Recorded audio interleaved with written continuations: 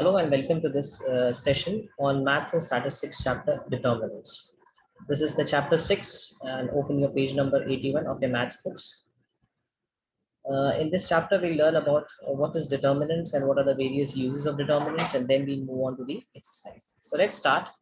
In today's session, what are our contents? First is what is a determinant. So we'll see how the determinants looks like. Then the second part is why do we study determinants? What are the various uses of determinants? And thirdly, we learn about how to solve textbook exercise using the concept.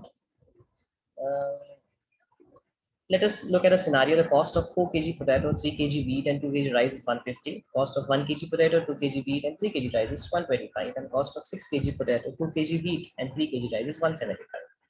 So it is a scenario of a typical simultaneous equation question where we are required to find the cost of each item per kg. And we are not aware of the per kg cost of potato, wheat, and rice, but we are given three scenarios, maybe three different persons purchasing in different quantities and at a price, at a fixed per kg price of different quantities. Okay, so and we are required to find the cost of each item per kg. So this is a question.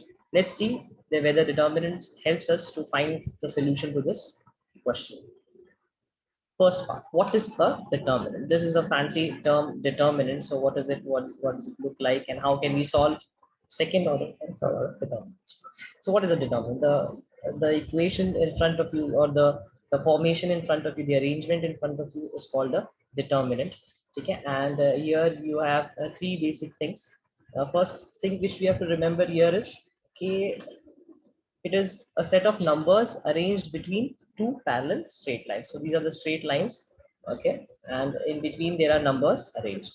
So and the other thing is, okay, the numbers are called as elements. The numbers in this arrangement are called as elements, and they are arranged in rows and columns. This is an element. Each number is an element. Each number that you see on the screen, 4, 3, 2, they are all called as elements of a determinant.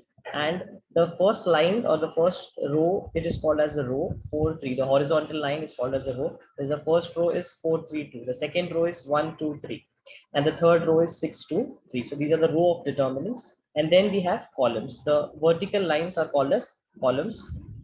4 1 2 3 2 2 and 2 3 3 are columns. So a determinant is looks like this between two parallel straight lines, and it has rows and columns and elements. Depending on the number of elements, we can say what kind of a determinant is. This is a 3 by 3 determinant. Why? Because it has 3 rows, 1 2 3 and 3 columns. So 3 by 3 determinants. Let us see how we solve determinant. As the name suggests, it is determinant, so there should be some value of this determinant. Okay, so how do we solve? What is a way of solving a determinant? 2 by determinants, you're already familiar how to solve it.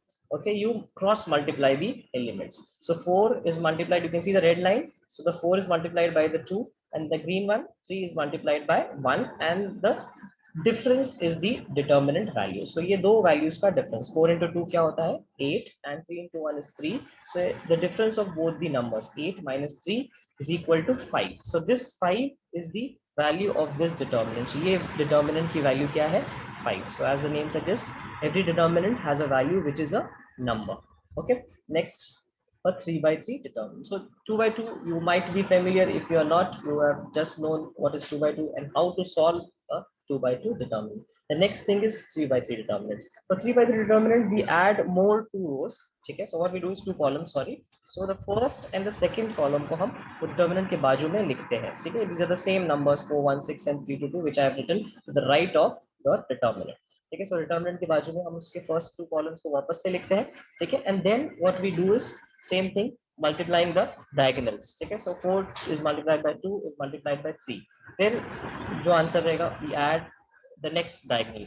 3 is multiplied by 3 is multiplied by 6, and then the third diagonal 2 is multiplied by 1 is multiplied by 2. Similarly green वाले के लिए, so this side diagonal, right side से diagonal हम लेंगे 2 multiplied by 2 into 6. Similarly 4 multiplied by 3 multiplied by 2 and 3 multiplied by 1 multiplied by 3.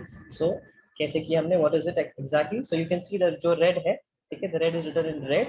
So 4 is multiplied by 2 is multiplied by 3. फिर उसको add किए 3 multiplied by 3 into 6 and 2 into 1 into 2. This is one bracket. This is one answer.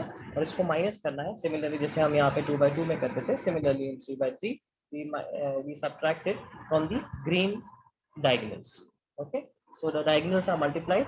4 into 2 into 3 का answer is written here. 3 into 3 का answer and 2 into 1 into 2 का answer. And the total minus the total of green diagonals. So total is 82 minus 57. So the value of this determinant here is 25. So this value of this determinant here is 25. So here we are with the answer. Okay. So this is how we solve 2 by 2 and 3 by 3 determinant. The second part, and probably of this presentation, the last part of this presentation is why do we use determinant? What is the application of determinants? Okay, so it's a general question which gives us a motivation to learn this topic. Cramer's rule is one of the application used in matrices used to find the area. Let's see. There are three basic applications of determinant. The first is Cramer's rule. Remember the first example which we saw of the kids or the people buying potatoes, rice and wheat? Yes, so that can be solved using Cramer's. There are variety of ways of solving that, but one of the ways is Cramer's rule, and Cramer's rule uses determinants or determinants to solve the equations. So that is one application. The next application is to check consistency of equations.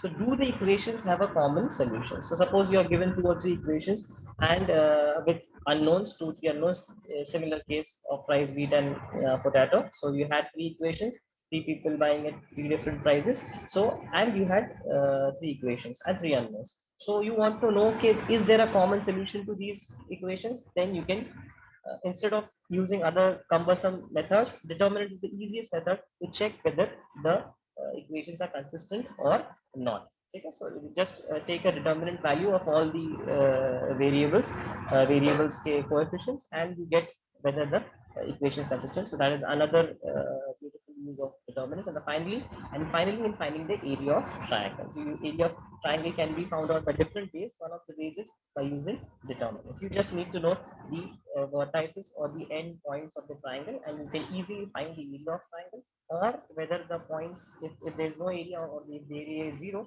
it means that it is not a triangle. There are 3 dots in a single line, or called as in maths polarity of points.